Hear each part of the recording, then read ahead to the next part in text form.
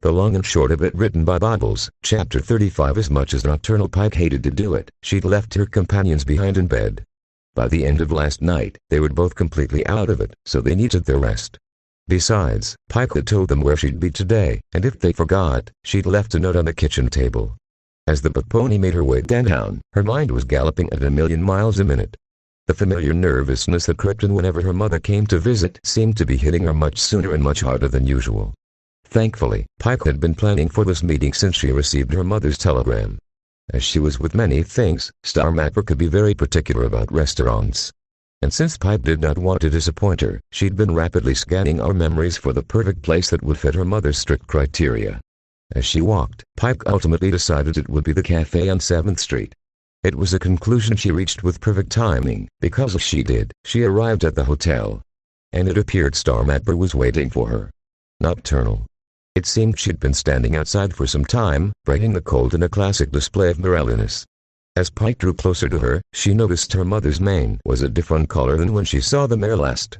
Her once midnight blue mane had turned a much brighter and honestly gaudy tone, one which contrasted harshly with her fading teal coat.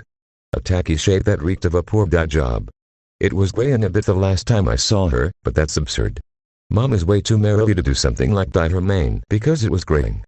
Dad must have twisted her hoop to get it done, and poorly of that. As Pike reached her mother, she waited for one of the hugs she'd grown so used to over the past few months, only for the mare to lean back and affix Pike with a disapproving gaze. Nocturnal, what are you doing? Oh. Right. Silly me. Mares don't hug other mares. Awkwardly pulling back, Pike coughed into her hoof, hoping to make it look like she wasn't doing what she was just doing. Sorry, Mom, she said as she reached out a hoop for a half bump. Seeing the shift, her mom smiled approvingly and met her bump. Ah, that's more like my favorite daughter. Despite herself, Pike sharply inhaled. If only Philly me could see me now. Grown-up me is more successful than she could have ever hoped to be. Nonetheless, Star Mapper's words put a strange tension in Pike's frame. Some fear. Oh well. All that mattered now was that the mare that she'd once looked up to as much as the princess herself was standing there before her. I better put my best hoop forward. With a huff and what looked suspiciously like a shiver, her mother spoke up. So where are we going? Your food will be out in just a moment. Nocturnal Pike and her mom had just placed their orders at the cafe on 7th Street. It was a quaint place, looking more like a bakery than a restaurant. Pike had asked for one of the tables near the back, and that was where the two of them were sitting. You know, Mom, Pike began as the waitress walked away, we actually have telephones at the guard offices now. You can just call me if you want to meet up. Her statement pulled her mother's attention from the stallion a few tables over, and she scoffed. What, you mean on the gizmo your father got me last? Heart's warming. Bah, you know it's just a fact he saw in one of his magazines. She leaned back, rolling her eyes. Only reason he even bought one is because the family next door got one too. Pike was fairly certain he'd explicitly said he got it to make it easier for you to stay in touch with your own family, but her mom was a stallion expert. Star Mapper frowned as she seemed to think about something. I'll stick to the tried and true methods of staying in contact, thank you. Pike was tempted to roll her eyes at the insinuation that telegrams were tried and true, but she forced that feeling down. Show a little respect. This is your mom you're talking to. Seeing that her mother's mind was made up though, Pike decided to shift the conversation. Speaking of staying in contact, did you get my last letter? The pride on her face was as plain as the moon. We did. Your father read it aloud to the whole herd while he was bawling his eyes out. Pike chuckled a bit at the mental picture. Her dad always was a bit of a drama king. I didn't, of course. I knew it was only a matter of time until a mare of your caliber found a stallion worth keeping around. She cast a disgusted look towards a stallion at another table. Pike wasn't sure why at first, but then she noticed his shield cutie mark. I am proud of you though, Nocturnal. It's sad to say, but it's no easy feat these days to find a stallion that's not either just a slut worth a quick stick and kick or one of these new age stallionists. Pike chuckled a little more awkwardly than she would have liked at that, but her mother didn't seem to notice. So, is he a better cook than your father? Pike smiled. Huh. And that smile cracked just a bit. Her first instinct was to answer truthfully. This was her mother, after all. But she didn't want the mare to think she was dating a stallionist. What exactly? I mean, how could any stallion beat Dad's home cooking? Star Mapper guffawed at that, leaving Pike to breathe a sigh of relief. Heh. I'll tell him you said that. Phew, dodged an arrow there. Her mom took a sip from her glass of water. Your letter made it sound like things were going well. So, when are you making it a herd? That question made Pike grin ear to ear in satisfaction. We already have. Star Mapper's look turned intense and scrutinous. With you as the alpha, right? That look triggered a reflex installed by years of folded scrutiny. It made a part of her want to wither away under her gaze. But, she resisted. After all, Pike was about to say exactly what she wanted to hear. Of course. Reaching around the small table with her impressive wingspan, she clapped Pike on the back in a rare show of affection. That's my filly. See, this is why you're my favorite daughter. You're the only one actually living up to my example. Her heart soared. This was everything she could have ever wanted. It was everything she'd hoped it would be. The doubts that had been lurking in the back of her mind were pushed aside by the approval she'd been constantly chasing since she was a filly. But as the initial euphoria starts to fade, Pike realized there was a massive inconsistency in what her mama just said. How can I be the only one following our example if I'm not the only alpha? Pike had to ask. What happened to Lucky Knight? The sound of her sister's name puts a look of disgust on her mom's face that Pike was very glad was not aimed at her. Don't remind me, her prissy cold friend demoted her. Something about how she was too emotionally distant or some other nonsense. She shook her head disapprovingly. I told her what she should do is leave him in the dust. It's obvious that he just can't handle an actual mare and wants some sissy shoulder to cry on. But no. Lucky's insisting they're going to make it work. She punctuated the story with a long sigh. I thought I raised that filly better. Oh geez, Pike's heart went out to Lucky. But was it really that big a deal that she wasn't leaving our herd over that? It seemed like a fairly easy thing to work through, all things considered. Absolutely shameful. Pike mentally bit her tongue at her mother's interruption. See, could I leave Enon over something like that? No, no. That'd be absurd. I could never. That's why you're my favorite daughter. I don't have to worry about you doing something like that. Star Mapper's comment struck a blow right to her heart, and those that she chased away came crashing back with the force of a dozen guards' mouse. Jay just powered through it. Pike. Put that perfect poker face of yours to use. Thanks, Mom, she forced out. By Pike's own design, her mom smiled, completely oblivious to her daughter's true feelings. Well, you've earned it. Little of note occurred after that. Pike and her mother finished their meal, said their goodbyes, and the two of them parted ways. As Nocturnal Pike entered her apartment building's main floor, she was reminded why she didn't like it when Star Mapper came to visit. She practically collapsed as muscles that had been tense for hours finally relaxed. All I did was eat a nice meal and I feel like I just ran a marathon. This came as no surprise to her, though. She always felt like this after her mother came by.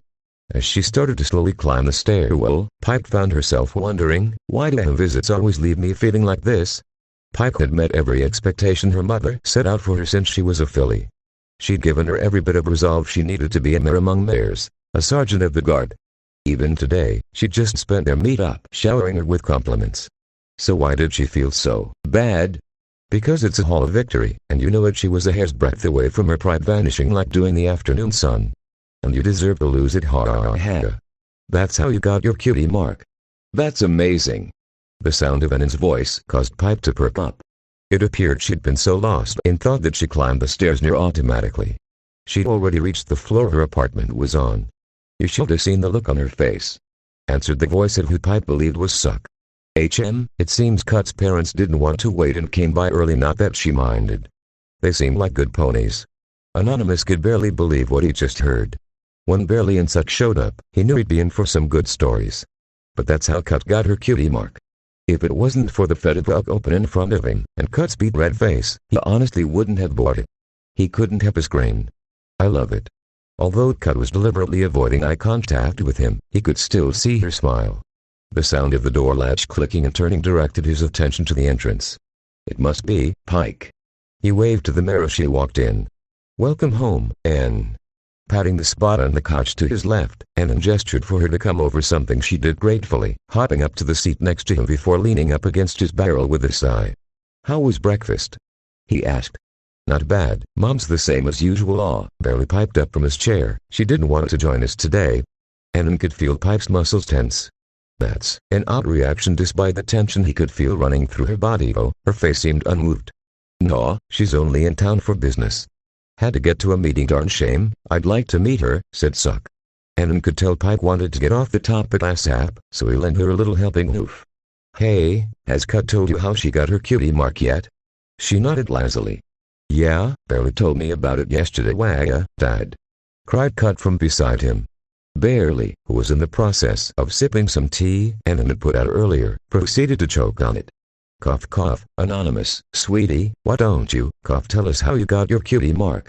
He asked, grinning sheepishly. Dang, I'm handing out helping hoods left and right today. Well, back when I was a youngie and cold, oh fuck no. I forgot the stupid cutie mark cover story I made up. Something had become incredibly apparent to Nocturnal Pike. Annan had clearly forgotten his cutie mark story. He was floundering, desperately trying to either remember his tale, or to come up with something believable on the spot. Since he was kind enough to help her out earlier, she decided she ought to do the same for him. How about I tell my cutie mark story while you go look for a visual aid? Annan breathed a sigh of relief. That's a great idea, honey. You know how hard it is for me to tell this without something to demonstrate with. Without another word, he hopped off the couch and disappeared into the bedroom, leaving Pike with Cut and her parents. Time to really sell it. She struck a cocky pose with a grin so smug it was practically dripping off her face. Leave it to a stallion to need a demonstration to go with his cutie mark story. Suck started laughing uproariously, while Barely looked like Pike had just said something revolutionary. Why didn't I think of that? He said under his breath. So how did you get your cutie mark? Asked Cut. Allowing herself to drift back to her younger days, Pike let the memory overtake her. You see, it was a little after my 10th birthday. Nocturnal, the mighty and definitely not small, was being extra quiet. Her parents were upstairs, and by the sound of it, playing. As long as she stayed quieter than those thumps, all would be well. After all, she was doing something Mom always said not to: play in the kitchen. Dad had made something really good for dinner earlier, a Seth, a softful, whatever. It didn't matter what it was called, all she knew was that it was so tasty. So tasty that she wanted to try to make it herself. But Mom always said, mares don't work in the kitchen, that's a colt's place. Which was why she was trying now, in secret. If Mom didn't find out, Nocturnal wouldn't get scolded for being unmannerly, and that meant it was okay. Let's see, what did Dad do? Allowing her memories to lead the way, she began to prepare the dish. Eggs, butter, milk, some spices. Ooh, he put spinach in, right? That would be really good. Nocturnal went on like this for a while, oblivious to the passage of time. Eventually though, she finished mixing the ingredients to the point where she thought she'd replicated what he did, mostly. With a smile on her face, she placed it in the oven and got ready to wait.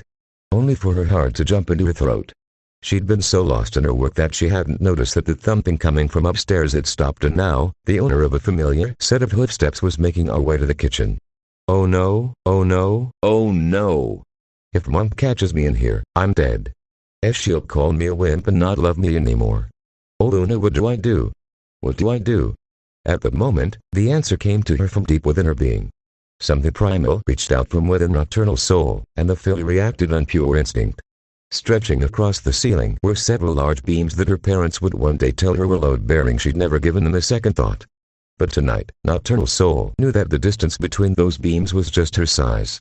Without any conscious effort on her part, the filly's legs launched her into the air, at the perfect speed. A speed that slowed down enough so that when she reached the apex of her leap, she could kick all of her legs out and brace herself in between those beams. Which she did, leaving herself perfectly hidden on the ceiling as her mom walked in. The sudden exertion left Nocturnal winded, but she resisted the urge to pant. That would give her away. Her filly muscles strained to support her weight as she stuck to the ceiling, and the voice of her protesting limbs left her only barely aware of what her mom was saying. Let's see what we've got to snack on, she said as she walked around the room. Huh. What's this? Nocturnal's breath hitched as she realized that the oven was on. Keeping her breath steady became an alacrine effort as the strain of her muscles mixed with the abject terror at the thought of getting caught. He's making another souffle. Huh. That stallion. Alright, better not snap till it's done or he'll whine my ear off, she muttered to herself. Much to Nocturnal's relief, her mom made to exit the kitchen after that. What a strange thing to make for an after-sex snack. As she vanished from Nocturnal's view, it took everything she had not to drop down right then and there. She forced herself to stay up until she was certain she'd heard her footsteps retreat up the stairs. Only once they had did she let out the breath she was holding and allowed herself to drop. As she did, her wings expanded, allowing her to drift silently back to the ground. Once Nocturnal actually landed, she immediately collapsed. The burning her muscles exhilarated her as much as it pained her. That was so cool, and I'd got away with it. It was just like she was in one of those spy books she'd stolen from her older sister. Wow, I had no idea I could do stuff like that. Imagine if I could be that cool all the time. The thought puts a smile on her face as she lay there on the ground. A smile that quickly grew when she realized that a flash of light had just come from her flank.